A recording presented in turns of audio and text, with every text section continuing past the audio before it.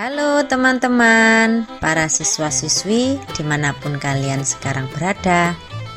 Kali ini kita masih tetap di channel Bu April ya. Oh ya, kemarin di video sebelumnya kita sudah membahas analisis karya seni rupa, seni tari, dan seni musik. Bagi yang belum menonton, silahkan kalian periksa di YouTube Bu April ini ya. Sekarang kita akan membahas materi cabang seni yang terakhir dalam pembelajaran kita di sekolah, yaitu analisis karya seni teater.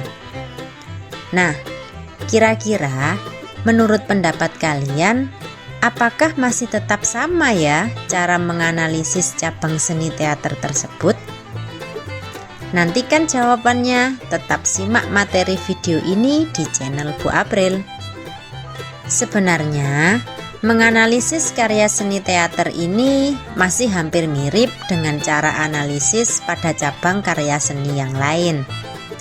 Dasarnya tetap sama, yaitu mengamati. Bedanya, kalau di teater ini kita melakukan analisis dengan cara pengamatan seobjektif mungkin, dan bukan dengan cara subjektif yang mengedepankan sebuah perasaan atau emosi. Bahasa kerennya, teater bisa dianalisis secara ilmiah karena menggunakan data-data yang kita perlukan dalam sebuah pengamatan pementasan. Selain itu, dalam analisis teater, kita membutuhkan kecermatan dan kejelian dari berbagai hal yang bersangkutan dengan karya yang dipentaskan. Kemudian, kita juga harus tahu bentuk pementasan teater yang disajikan ini. Misalnya dalam bentuk tradisionalkah atau dalam bentuk teater modern. Tentunya masing-masing tidaklah sama. Nah, selanjutnya, setelah kita mengetahui jenis pementasan karya teaternya, juga tidak lepas dari pengamatan unsur-unsur karya seni teater tersebut, yang tak lain itu ada unsur internal dan unsur eksternal. Adapun unsur internal itu meliputi yang pertama ada lakon atau naskah. Yang kedua ada pemeran atau aktor. Yang ketiga ada sutradara. Yang keempat ada tata pentas atau panggung yang terdiri dari properti pementasan, tata lampu, setting, dan lain-lain. Kemudian yang terakhir ada penataan yang meliputi segala hal yang ada dalam pementasan. Sedangkan unsur eksternalnya adalah yang pertama staf produksi, meliputi pimpinan dan jajarannya yang menangani produksi pementasan. Yang kedua, ada direktur atau sutradara. Nah, pertanyaannya, kenapa sutradara masih dimasukkan dalam unsur eksternal? Jawabannya adalah karena sutradara bekerja melintasi kedua pembagian unsur teater tersebut. Perannya sangat besar ketika akan melakukan pementasan, karena sutradara selain mampu menampilkan karyanya juga harus mampu berkoordinasi dengan baik, contohnya dengan para staf produksi maupun stage manager sebelum pementasan diadakan. Yang ketiga ada stage manager.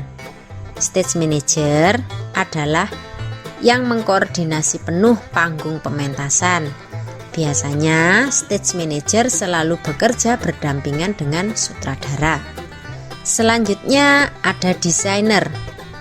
Oh ya, desainer ini bertanggung jawab untuk mendukung aspek estetika visual yang berkenaan dengan kebutuhan suatu pementasan.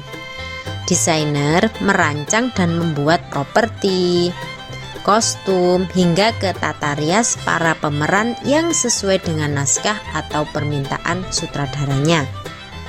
Yang keempat ada kru.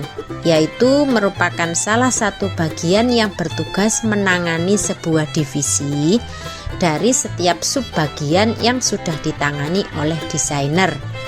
Jadi intinya kru adalah kaki tangannya desainer.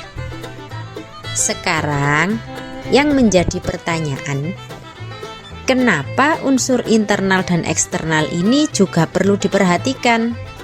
Karena dalam pengamatan sebuah karya, kita juga tidak bisa lepas begitu saja dengan unsur di dalam pementasan yang akan dilaksanakan guna untuk menambah data analisis karya pementasan. Adapun alur menganalisisnya yaitu sebagai berikut.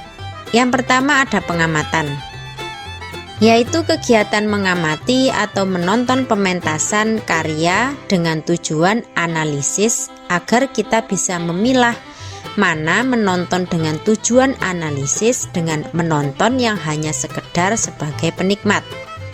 Dikhawatirkan kita akan hanyut dengan kebaperan sebuah alur pementasan, sehingga bisa saja kita kurang objektif dalam pengamatan. Yang kedua, ada penginventarisan. Maksudnya bukan inventaris barang-barang yang diperlukan dalam pementasan ya. Inventaris di sini adalah mencatat detail setiap bagian adegan pementasan agar tetap objektif dalam menganalisis karya. Yang ketiga, ada identifikasi. Pengidentifikasian adalah tahap menyusun data inventaris tiap adegan yang sudah dibuat tadi berdasarkan kesamaan tertentu pada pola adegan yang disajikan. Nah, dalam identifikasi ini kita juga harus jeli. Yang keempat, ada interpretasi. Saat semua data sudah terkumpul dan sudah kita kelompokkan, maka tahap selanjutnya kita tafsirkan atau interpretasi tiap adegan sebagai bentuk yang memiliki arti tertentu dalam setiap detailnya. Pada tahap ini kita mulai main logika ya, dengan cara mencari tujuan dari data adegan atau perlambang yang berkaitan dengan adegan selanjutnya, dan di dalamnya tersirat sebuah makna yang ingin disampaikan oleh sutradara. Yang keempat, ada pembuktian. Dalam tahap ini kita membuktikan penafsiran data adegan yang kita punyai sebelumnya. Apakah sudah cocok dengan data yang ada? Jika data adegan sebelumnya bertentangan dengan data selanjutnya, maka analisis sebelumnya perlu diperbaiki. Yang terakhir, ada simpulan, yaitu menyimpulkan dari data adegan dengan runtut secara objektif. Oke teman-teman, itu tadi adalah cara untuk menganalisis karya teater. Mungkin di antara kalian para siswa-siswi sedikit kebingungan ya dengan maksud penjelasan Bu April tadi, dan membuat kalian jadi gagal paham. Sederhananya adalah kalian datang pada sebuah pementasan, kemudian kalian amati dan catat setiap adegan yang disajikan secara objektif, dan main logika dengan tafsiran tiap adegan ke adegan berikutnya yang sudah kalian buat sama atau tidak dengan maksud yang ingin disampaikan sutradara. Dari catatan kalian buat kesimpulan dan dianalisis. Apakah sudah bisa dilogikakan data pengamatan pementasan yang kalian buat? Sampai sini paham ya?